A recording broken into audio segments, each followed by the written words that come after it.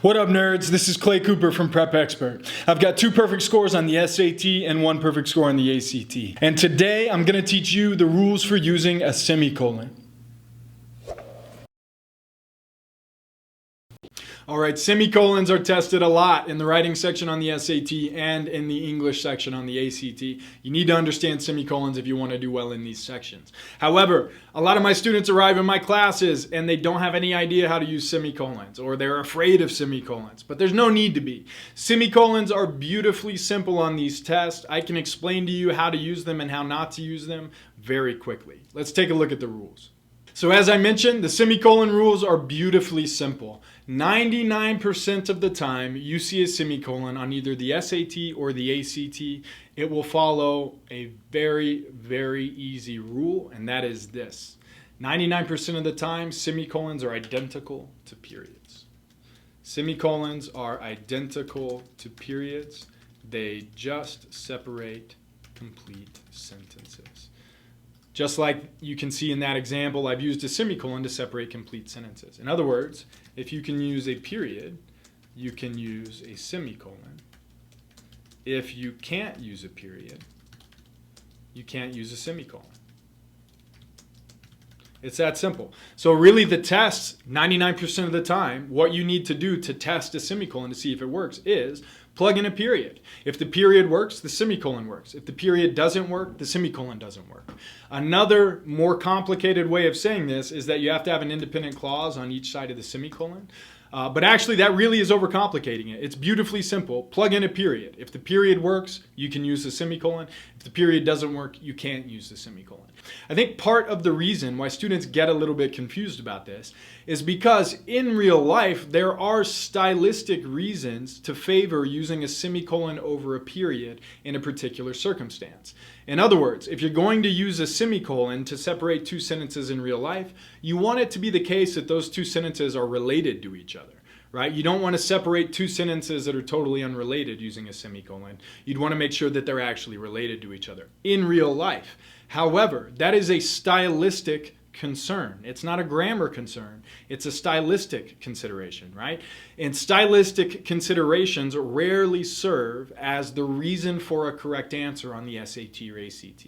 In other words, the SAT and ACT test makers, they like to test you on hard, fast rules, not on stylistic considerations. So I have never seen a semicolon used on the SAT or the ACT in which you even had to consider, are these sentences related to each other? In other words, in my experience, and I've taken these tests a million times, in my experience, you don't even have to worry about if the sentences are related to each other. All you have to ask yourself is, would a period work here?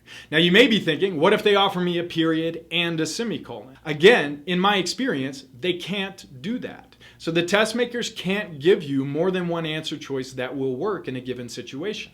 That would break the rules of the test, right? There has to be exactly one correct answer for each question. So in my experience, they'll never make you choose between a semicolon and a period. I literally have never seen that. In my experience, they'll never make you decide if the sentences are closely enough related to be separated by a semicolon. I have literally never seen that. All you have to do to know whether you can use a semicolon is plug in a period. If a period works, a semicolon will work. If a period doesn't work, a semicolon won't work. So I always joke with my students after I teach them this rule, I say, listen, you're not allowed to miss semicolon questions anymore.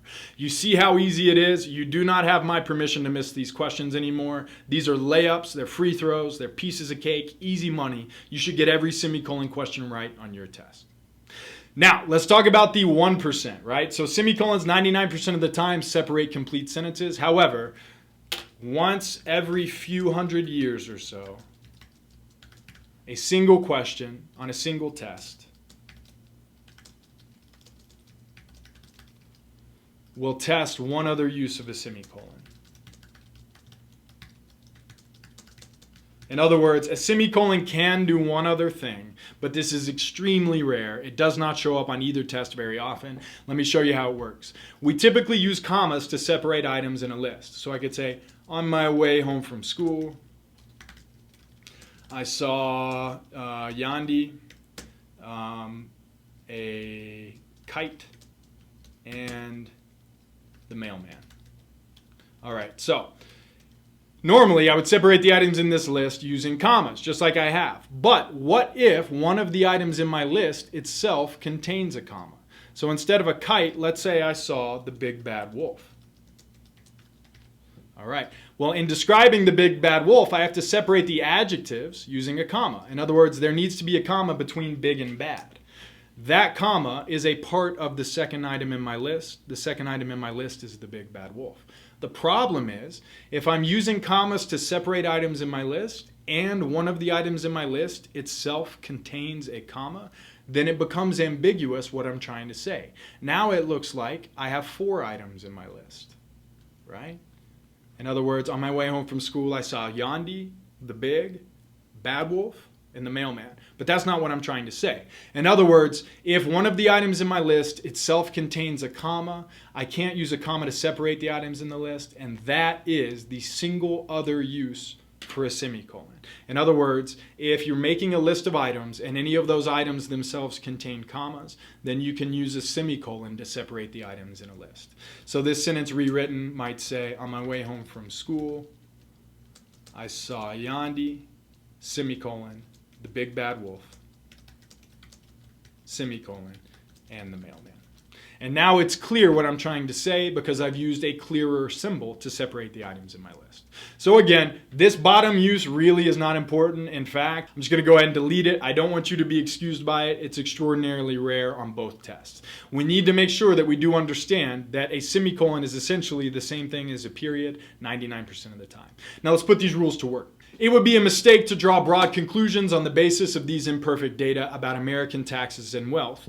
Economic trends change all the time. However, the numbers do support a few key observations. So if I were given this sentence in real life, the first thing I would notice is that what we have is an independent clause connected by a comma to another independent clause. In other words, we have independent clause, comma, independent clause, with no conjunction between them. That's what we call a run-on, formed by a comma splice, and it's incorrect. There are a number of ways to join two independent clauses, but a comma by itself without a conjunction is not one of them. All right, so I don't think it can be right that way. What if I used a semicolon? Well, let's see. We now have an independent clause, a semicolon, and an independent clause. According to what we just learned, that would work. The test, though, is just plug in a period. Let's plug in a period and see if a period would work. It would be a mistake to draw broad conclusions on the basis of these imperfect data about American taxes and wealth, period. Economic trends change all the time, period. It works perfectly. All right, since we can use a period, I know we can use a semicolon, and I think B is going to be correct. Let's look at the rest of these punctuation marks as well, though. If I put a colon after wealth, I'm going to be breaking one of the colon rules because I've introduced the word because as well. So that would be independent clause, colon, dependent clause, beginning with the subordinating conjunction because. And one of the rules of using a colon is that you can't use a dependent clause after a colon. In other words, if you have independent clause, colon, dependent clause, it's incorrect. If you want a more in-depth explanation of that, check out my video on colon rules. Answer choice D would have us do independent clause, comma, indeed, comma, independent clause. But indeed is not a conjunction. It is just an adverb. And you can't connect two independent clauses using only an adverb, even if it's a transitional adverb like indeed. So D doesn't work either. That's why B is our answer. So that's all I've got for you today. Please don't forget to throw us a like if you found this video helpful. You can also subscribe to Prep Expert's YouTube channel for other videos just like this one. In fact, we'd love it if you'd leave us a comment below this video. Let us know what you want advice on from a 2-time perfect score in our next video. We might feature your suggestion as the topic for our next video. You can also find a coupon code in the description below this video that you can use on our website, prepexpert.com, for discounts on all of our products. You can sign up for a course with myself or another instructor, or sign up for tutoring if you'd prefer that. So until next time, keep working hard.